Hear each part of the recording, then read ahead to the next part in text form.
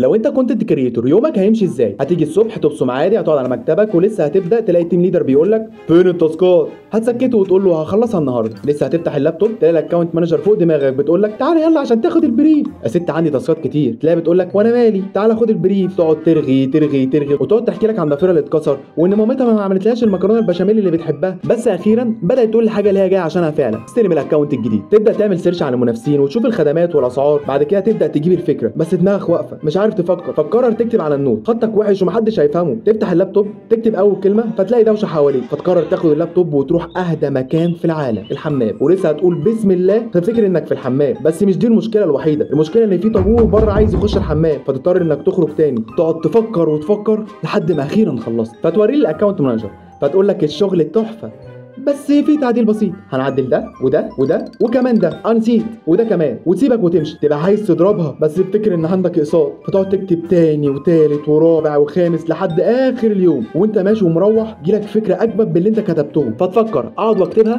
ولا اروح الحق الاكل اللي مامتي عاملاه. وتقرر في الاخر انك تروح طبعا. وبكده يبقى عرفت